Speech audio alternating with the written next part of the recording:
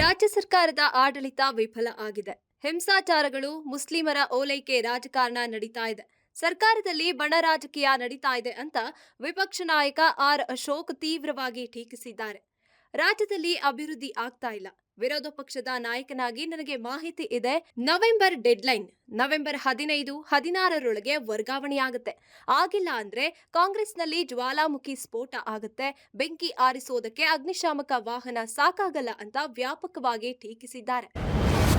CM Siddaramaiah ಕುಟುಂಬದ ವಿರುದ್ಧ ಮುಡಾ ಅಕ್ರಮ ನಿವೇಶನ ಮಾರಾಟ ಆರೋಪದ ನಂತರ ಇದೀಗ ಮತ್ತೊಂದು ಆರೋಪ ಮಾಡಿದ್ದಾರೆ ಆರ್ಟಿಐ ಕಾರ್ಯಕರ್ತ ಸ್ನೇಹಮಯಿ ಕೃಷ್ಣ. ಸಿಎಂ ಸಿದ್ದರಾಮಯ್ಯ ಪತ್ನಿ ಪಾರ್ವತಿ ಅವರು ದಟ್ಟಗಳಿ ಬಡಾವಣೆಯಲ್ಲಿ ಅಕ್ರಮ ನಿವೇಶನ ಪಡೆದು ಬೇರೆಯವರಿಗೆ ಮಾರಾಟ ಮಾಡ್ತಿದ್ದಾರೆ ಎಂದು ಆರೋಪಿಸಿದ್ದಾರೆ. ತನಿಖೆ ಮಾಡಿ ಅಂತ ಲೋಕಾಯುಕ್ತಕ್ಕೆ ಮತ್ತಷ್ಟು ದಾಖಲೆಯೊಂದಿಗೆ ಮನವಿ ಮಾಡಿದ್ದಾರೆ. ಕಾಂಗ್ರೆಸ್ ಹೈಕಮಾಂಡ್ ಕೆಪಿಸಿಸಿ ಅಧ್ಯಕ್ಷ ಜವಾಬ್ದಾರಿಯನ್ನ ನಿಮಗೆ ವಹಿಸಿಕೊಟ್ರೆ ಅಂಗೀಕರಿಸ್ತಾರಾ ಅನ್ನೋ ಪ್ರಶ್ನೆಗೆ ಉತ್ತರಿಸಿದ ಡಿಕೆ ಸುರೇಶ್ ಅವರು, ಜನ ನನಗೆ ವಿಶ್ರಾಂತಿ ನೀಡಿದ್ದಾರೆ, ನಾನೀಗ ರೆಸ್ಟ್ನಲ್ಲಿದ್ದೀನಿ ಎಂದಿದ್ದಾರೆ.